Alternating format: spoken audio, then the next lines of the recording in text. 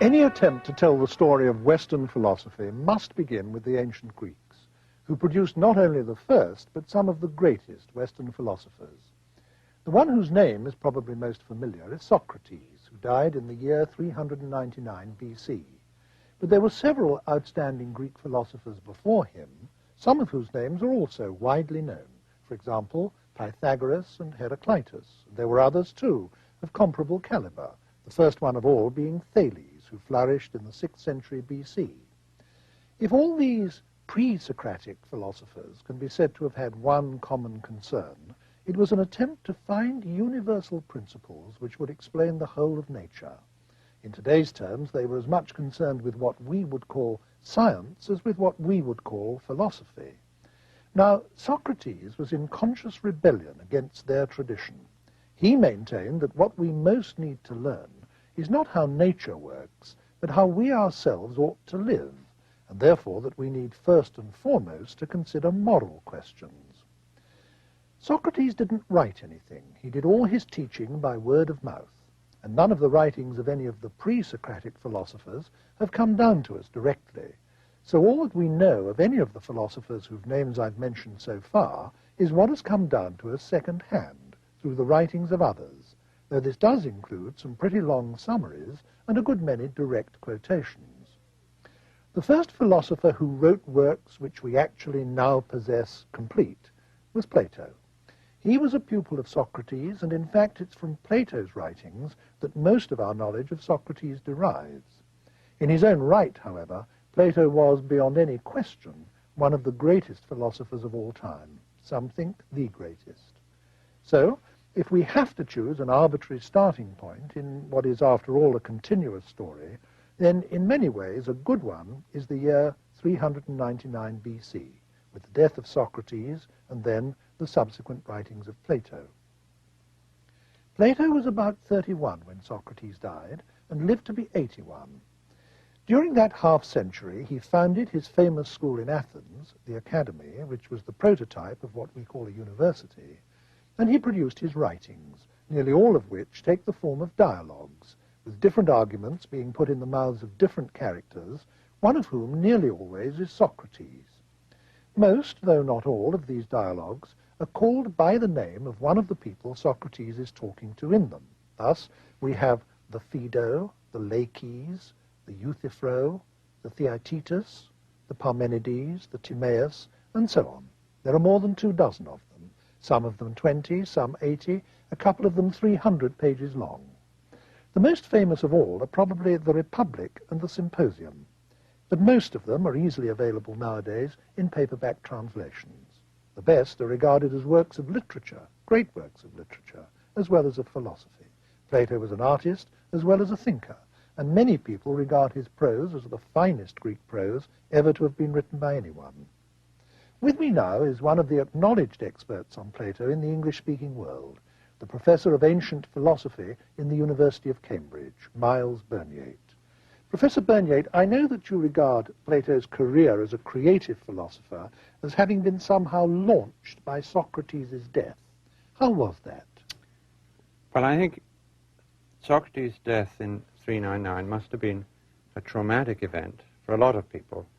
Socrates had been this spellbinding presence around in Athens for many, many years, much loved, much hated. He'd been caricatured on the comic stage. Then suddenly this familiar figure's not there anymore, and he's not there because, I mean, must have been the most traumatic thing. He's been condemned to death on a charge of impiety and corrupting the young.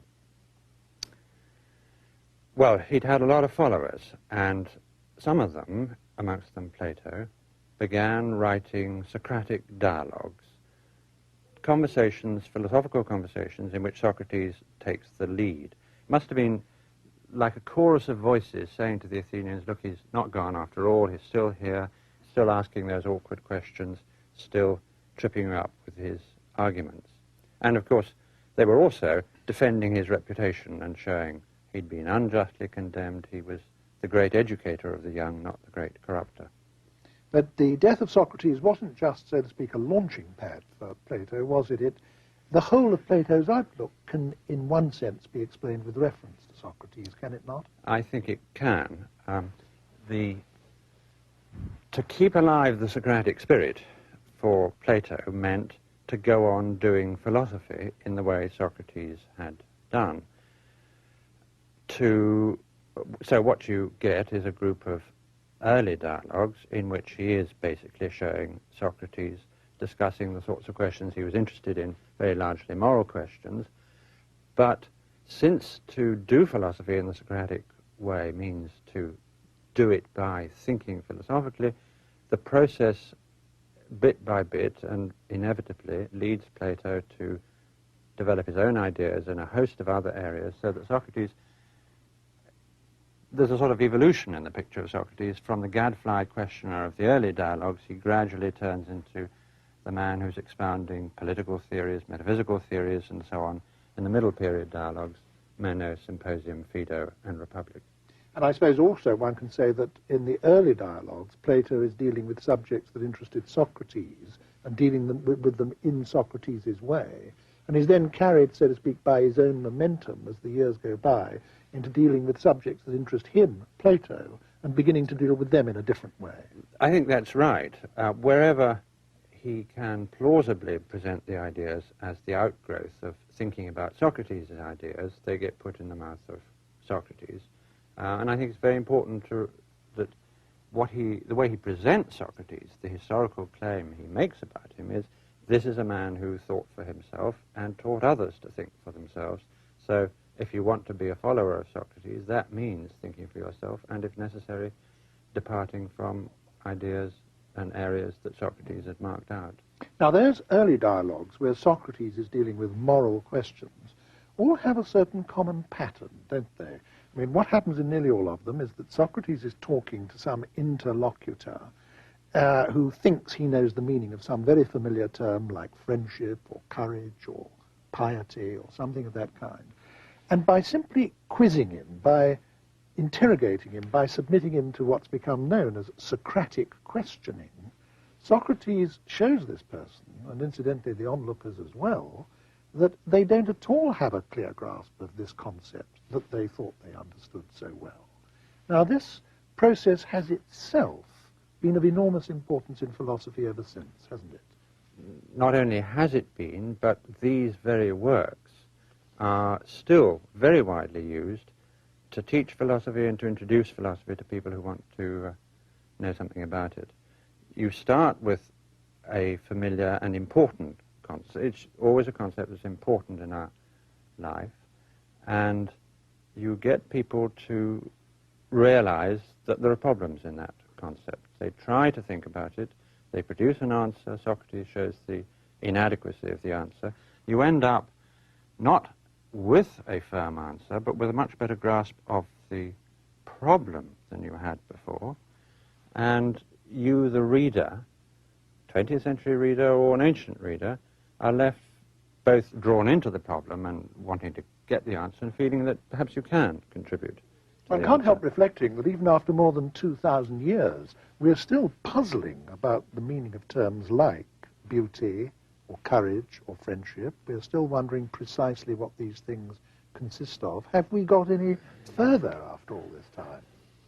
Yes and no must be the answer, mustn't it? I think Plato would be very firmly insistent that even if he did know the answer, if he told us, it wouldn't do us any good. I mean, it's the nature of these questions that they are ones that you have to think about for yourself, and an answer is worth nothing unless it's come through your own thinking. And that's why these dialogues are so successful as instruments for drawing you into philosophy.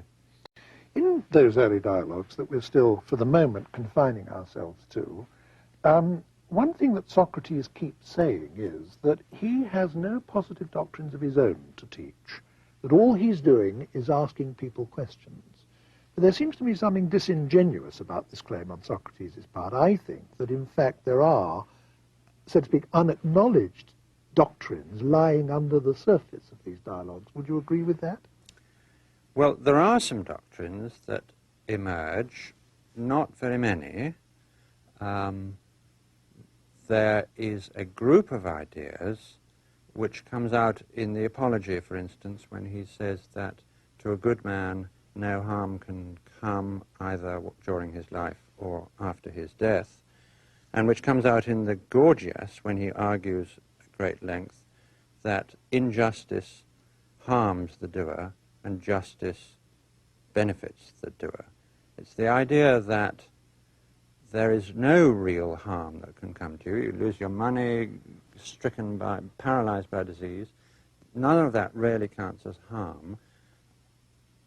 Only the loss of your virtue would count it. Only going in for bad practices like injustice. They would be the only real harm, because the only real harm is harm to the soul.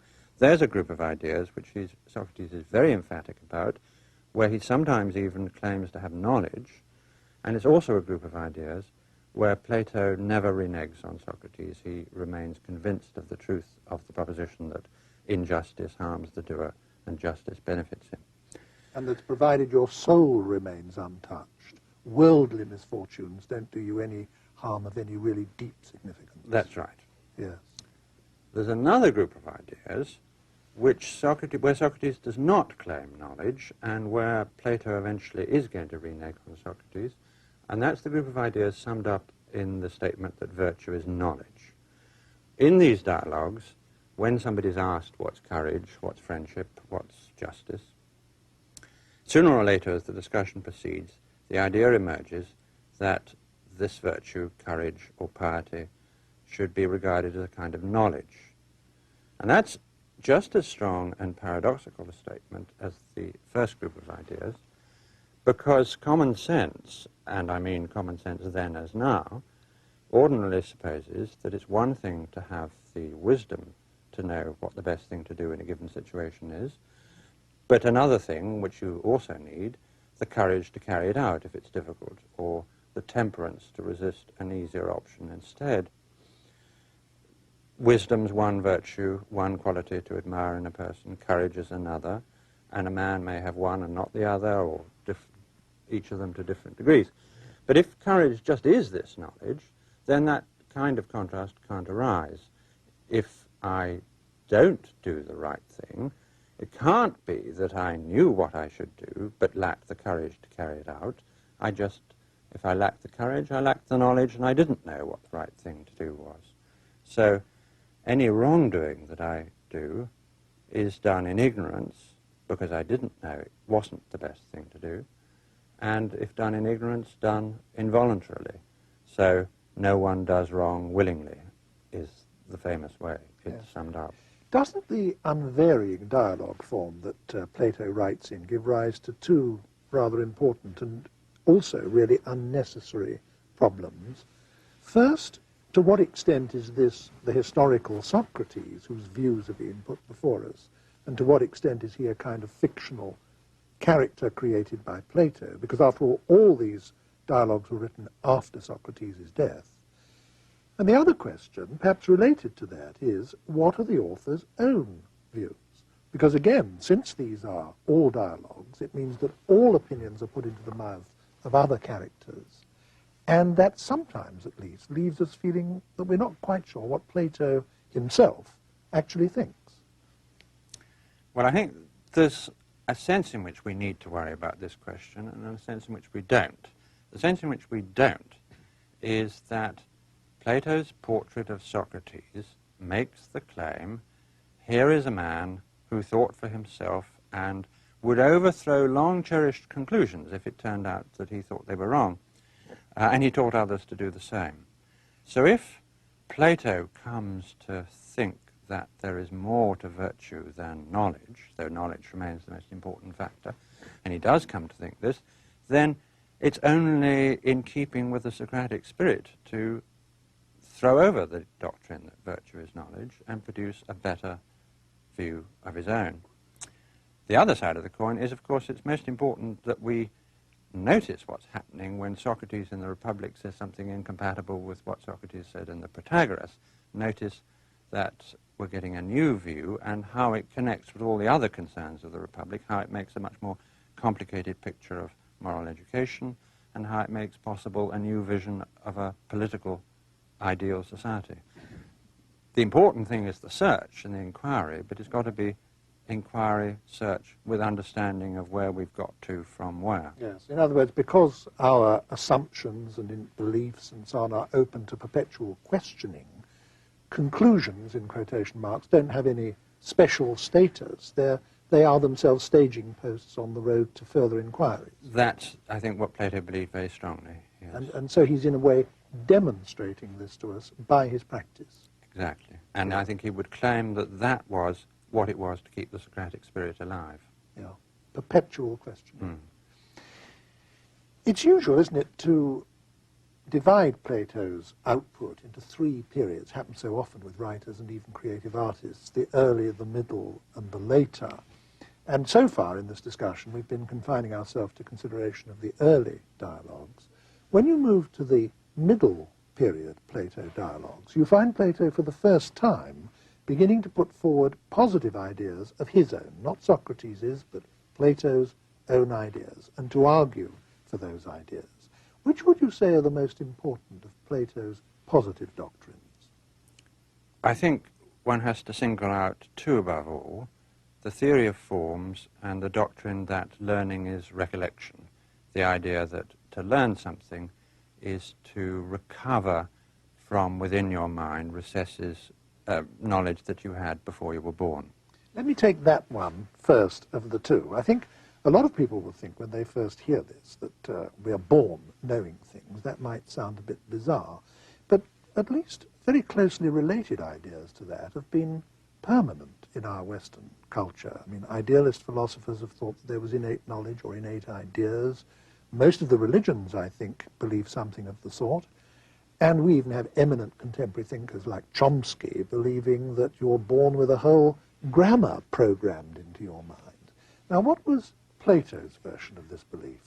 Plato's version was that this knowledge was part of the essential nature of the soul, which the soul possessed before you were born, because he believes at this period in the soul existing before it's embodied in this world. And I think to understand this theory, one's got to go back to those early Socratic discussions. If you look at one of these early discussions, somebody is asked for a definition of, let's say, courage, and Laches, who's the person who was asked that, says at one point, courage is endurance. Socrates then asks him some further questions, and he always does this when he's being given a definition. He says, is courage invariably a fine and admirable quality? Yes, says Laches. And then Socrates takes him through a number of examples of endurance, where endurance is not admirable at all, maybe very foolhardy, pig-headedness, or it may just be morally neutral, yes, as when a financier keeps on spending money, enduring the losses, because he knows he's going to get a profit at the end. So if endurance is morally neutral or bad, courage isn't, courage is always good, then courage can't be endurance. That's a typical pattern of Socratic discussion. Logically, all that's actually happened is Laches has been shown that his beliefs are inconsistent. If we take all the answers together, they can't all be right because they contradict each other. But Socrates always presents the situation as one in which that definition, courage is endurance, has been refuted, so that he is in practice taking Laches' secondary answers as either true or somehow nearer the truth than the definition, and hence available as a basis for refuting the definition and saying that's the one that's got to go. Can I just stop you there? Because I think you've said something that's of great importance to us all today. I think we all tend to have this assumption that by discussion you can get at the truth, whereas almost by definition discussion can't necessarily do that. All it can the most it can show you is that your conclusions are consonant with your premises. But of course, if there's something wrong with the premises, then there'll be something wrong with the conclusion. Well, we are very attached to this idea, and if you think about it, it's actually quite hard to justify. Socrates doesn't try to justify it, he just does this and says we've now refuted the definition. But if one had to give a theory of what he's doing, then one would have to say something like what I've just said and you've just implied, that we all have within us the means for making the truth vanquish the false. And that's exactly what Plato does in the Meno. He produces, as it were, a theory of Socratic or philosophical discussion, which puts forward the suggestion that we all have latent within our minds the correct answers to these questions: what is courage, what is justice, and so on. And it's that knowledge deep back within, not immediately accessible, that knowledge is what enables us to knock down all the wrong answers and show they're wrong, and that knowledge is gradually emerging bit by bit in the course of that bit of discussion where, for instance, one thing that Leakey says is used to show that some other thing that Leakey says must be false. Now, I know that in your view, the doctrine you've just expounded for us ties up directly with what the basis is for Plato's most famous doctrine of all, the theory of forms. That doctrine must have been the most influential part of his philosophy in the whole history of philosophy. In fact, it's what the word Platonism has historically almost come to mean. Now, can you explain that to us? Well, remember that these discussions, which Socrates has, are all centered on a definitional question. What is the definition of courage, of beauty, of justice? If now we have latent within ourselves the knowledge of the answers to those questions, and we have that knowledge independently of and prior to our experience of the world we live in, our using our senses and our going around from place to place, our knowledge is prior to that, independent of that, then surely what we know, justice, beauty, courage, must itself be independent of and prior to this empirical world we're now existing in. And that thesis is the fundamental assertion of the theory of forms, that justice, beauty, and the like exist independently of and prior to all the just actions, just people, all the beautiful things, statues, objects, any that you can find. Beauty and justice exist on their own and apart. That's the theory of forms.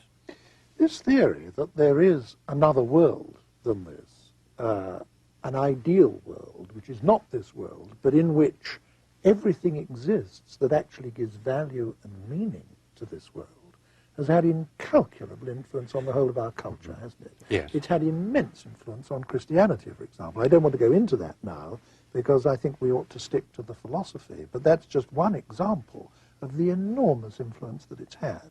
Yes. Yes. And but I think one should be careful of using phrases like the world of forms or another world. Plato uses them, but the contrast he has in mind is not, as one might have thought, a contrast between one set of particular things and then another one completely like it except more perfect, more abstract, somewhere else, some heaven somewhere. His contrast is between the particular and the general. Those questions, what is justice, what is beauty, are general questions. They're not questions about the here and now, and that's the contrast. There's a point in the Phaedo where Socrates is saying that to do philosophy is to rehearse for death. It is, in fact, to practice being dead. Why? Well, because being dead is having one's soul separate from the body. and not considering the things of this world. And Yes.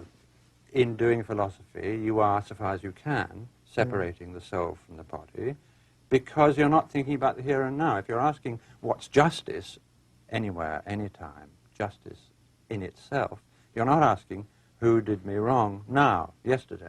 If you're asking what's beauty, you're not asking who's the most beautiful person in this room. And if you're not thinking about the here and now, then, in the sense Plato's interested in, you're not here and now. You are where your mind is, not because you're in some other particular place, but a better one, but because you're not in place in that sense at all. You're immersed in generalities. So it's all right to use the phrase the world of forms, subject to the qualification that that means the realm of invariable generalities. Yeah, so the word world here is actually misleading. We mustn't think of it as a place Right. where certain spiritual things subsist. Right. Yes, yes. Now, these middle period dialogues that we're talking about now, I'm thinking particularly of the Meno, the Phaedo, the Republic, the Symposium, the Phaedrus. These were written by Plato when he was absolutely at the height of his powers, weren't they? And I think this is actually a good point for us to pause for a moment and think of their literary and aesthetic qualities. Why are these dialogues regarded, and always have been regarded, as supreme works of literary art? Why is that so? They're so alive. I mean, a lot of other philosophers have tried writing dialogues, both ancient and modern. Xenophon, Cicero, Augustine, Berkeley, and Hume. But the only one of those ones I've just named who comes anywhere near Plato is Hume. And I think this is because, for Hume, like Plato, it's the process of philosophical thinking that counts at least as much as the answers. With Xenophon or Berkeley, it's all too clear you're reading somebody who cares about the answers, not the process of journeying towards them. Where Plato is concerned, we have to add his fantastic mastery of language, whether it's high flair and imaginative descriptions or witty repartee, jokes, images. He's terribly good at making crystal clear the most difficult thoughts. You can go on adding, I mean, because in the end it's just that he's an artistic genius as well as a philosophical one. Do you share the traditional view that his masterpiece is the Republic? Yes, I do. Why? I think because it's in the Republic more than anywhere else that he makes good his belief that every question is connected with every other, and that the inquiry really can't stop, that even a conclusion for now leads on to the next problem. I mean, you begin with a straightforward question, what is justice? Familiar Socratic kind of question. That becomes the question, is justice a benefit to its possessor? And Socrates sets out, and this is really the task of the whole Republic, to show that justice is a benefit to its possessor, indeed the thing you need most of all if you're to be happy, whereas the unjust man is the most miserable of all creatures. But to do that, it turns out he has to give a theory of human nature. He divides the soul into three parts, and this is where he reneges on Socrates' thesis that virtue is knowledge. Virtue turns out to involve more than knowledge, though knowledge must be in control. And with the idea that knowledge is something that can and should be in control of the non-rational factors, you also get the idea, but now becomes possible, of a society in which knowledge was in control. So we get a whole political theory of a new, better way of life in society. All this emphasis on knowledge being in control raises the question, what knowledge, and what is knowledge anyway, and why is it better than an opinion? So you've got a theory of knowledge. The question, what knowledge the philosophers need in order to rule the rest of us, becomes an inquiry into the sciences. There's a lot about mathematics, a whole vision of understanding the world as it is that we live in is produced in order to support the claim that this understanding of the world as it is what should be in charge of ourselves, both individually and in society. And so all of that growing out of this one question, what is justice, the inquiry really doesn't cease until death, with the vision of the afterlife and the myth of at the end of the book. It's such a rich book that I think we can't go any further in pursuing individual strands within it. I think one must just hope that some of the people listening to the discussion will be prompted by it to go off and have a look at it for themselves. I think we must move on now to the later dialogues of Plato. And when we do, when the move from the middle to the late period of Plato's output shows us another change of character again. Suddenly the dialogues become less literary, dramatic, colourful, etc., and rather more what we might call academic or analytic. Why is that? In my view, they're not actually less dramatic. What happens is that all the effort of irony and imagery that in previous works went into depicting the people undertaking the discussion, that's all now going to the ideas and arguments themselves. And very often it's ideas and arguments that are familiar to us from Plato's own earlier works, like the Republic or the Phaedo. Plato, I mean, one of the extraordinary things about Plato, and he may have been the first writer in history to be able to do this, is he built up a relationship with his readers such that when writing one work, he can take it for granted that his readers have read his previous works.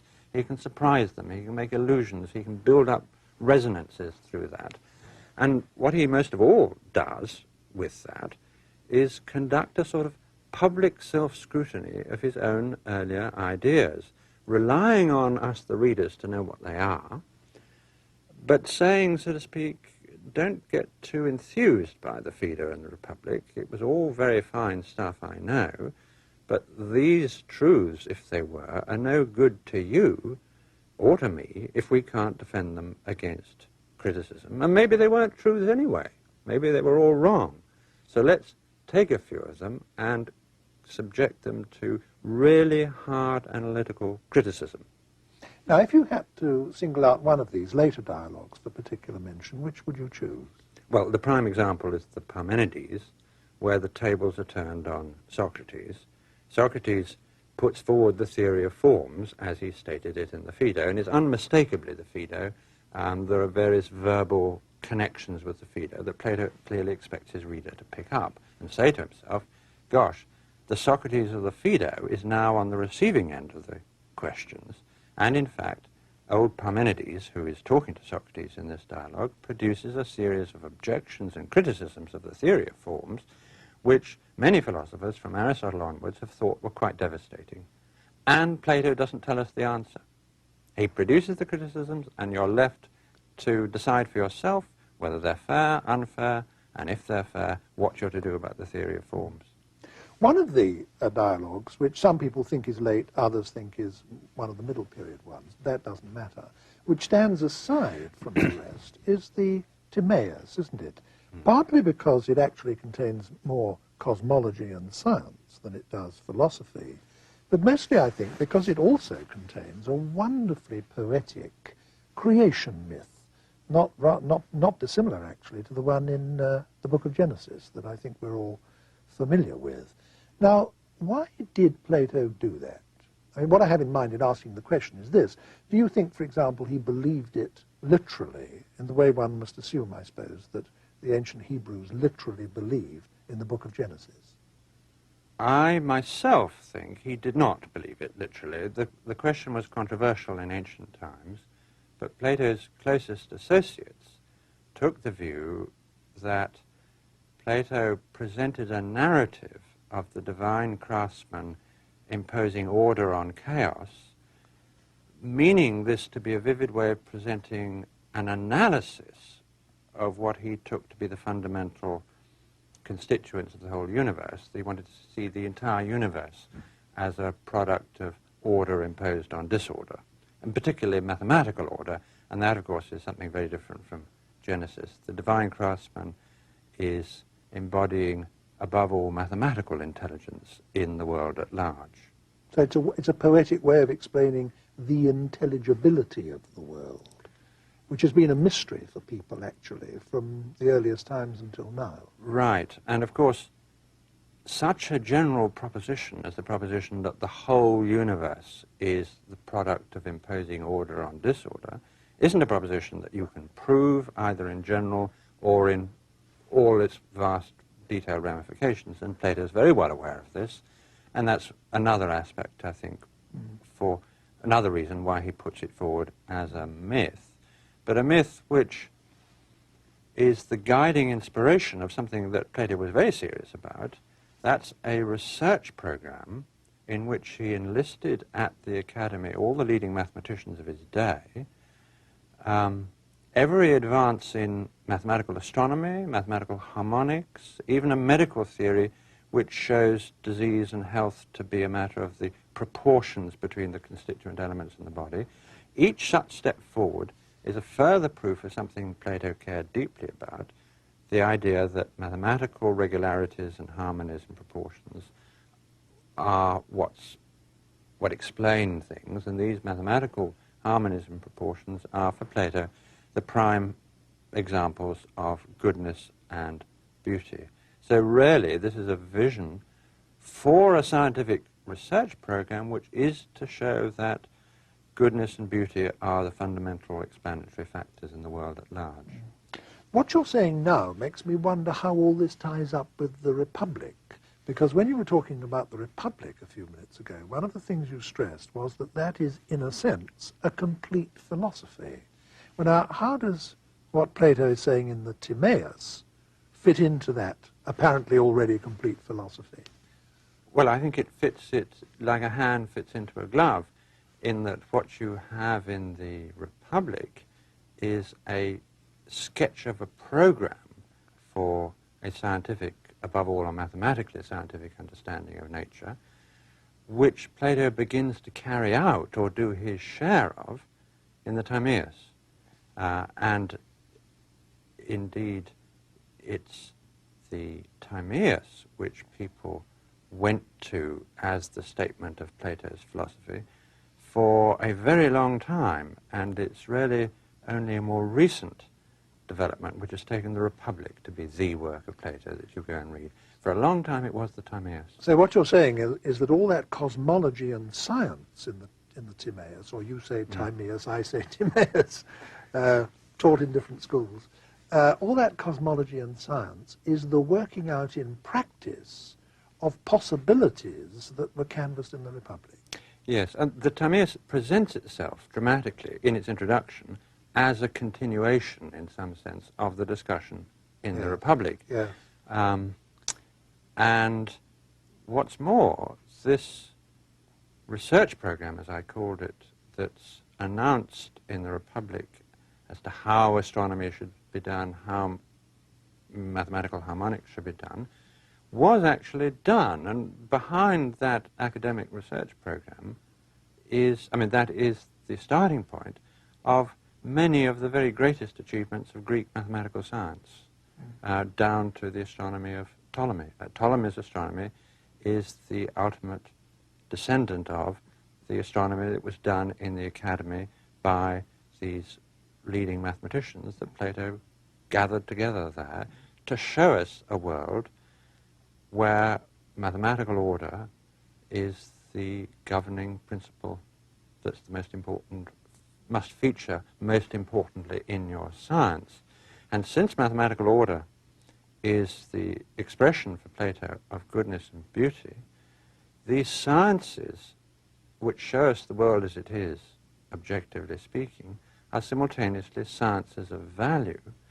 And that's how the metaphysical aspects of the Republic, this knowledge that the philosophers are to learn, can simultaneously be the foundation for a radical new kind of politics, because what the philosophers are learning before they come to rule the rest of us are sciences of value as well as fact. Another of the dialogues, another of the later dialogues that you yourself have a particular reputation for knowing about in the academic world is the Theaetetus. Why have you specialized in that? Because I find it endlessly exciting, and I've never plumbed to the bottom. Every time I go back to it, there seems to be more to discover about it. And I think many philosophers have found this is the dialogue that Leibniz translated, Berkeley wrote quite a lot about, Wittgenstein quoted. This is a dialogue which other philosophers have always found stimulating. What's it about? The question is, what is knowledge? And it's a large-scale exercise of the kind of Socratic discussion that went on in the earlier dialogues, but on a much bigger, grander scale. 3 answers are given. Knowledge is perception, knowledge is true judgment, knowledge is true judgment together with an account. Each of those answers is knocked down in true Socratic style. We're not told what Plato thinks knowledge is at the end, but we have learnt such an enormous amount about the problem and about the ramifications of the problem that we go away feeling the richer rather than the poorer.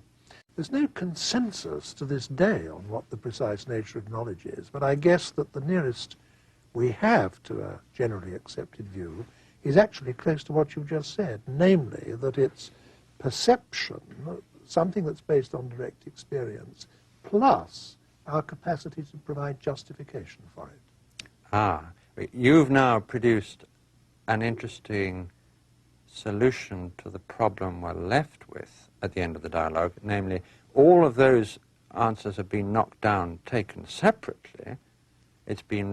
Socrates has refuted the thesis that knowledge is perception, refuted the thesis that knowledge is true judgment, refuted the thesis that knowledge is true judgment with an account, and now you're suggesting that perhaps we could get a definition of knowledge by somehow putting all the elements of the three separate definitions together into one, and thereby making a theory of knowledge around a definition of knowledge. That would be a highly suitable response to this kind of dialogue, namely suggesting a definition of one's own in terms of what one's learnt from the dialogue. We must, I think, bring this discussion to a close now, but before we do, I would like to ask you something about the influence of all this, because Plato must be either the most influential or one of the 2 or 3 most influential philosophers there have ever been. Can you say a little, if only briefly, about what the main lines of this influence have been? I think it's important to remember there were 2 philosophies opposed to materialism in the ancient world. There was materialism in the form of the atomic doctrine held by Democritus and Epicurus, and there were the anti-materialist philosophers, Plato and Aristotle, both of whom are opposed to the suggestion that everything, life, order, mind, civilization, art, nature, can all be explained as the outcome of the movements of particles of matter, subject just to the laws of motion and their own nature. Now, Aristotelianism is opposed to that sort of materialism, but Aristotelianism carries the war so far into the enemy camp that it's actually very hard to reconcile the Aristotelian philosophy with the modern scientific enterprise, which has a lot about atoms and the movements of particles of matter and all that sort of stuff. And indeed, I think it was no accident that when the modern scientific enterprise got going, it got going by throwing away the Aristotelianism, which had so dominated the Middle Ages.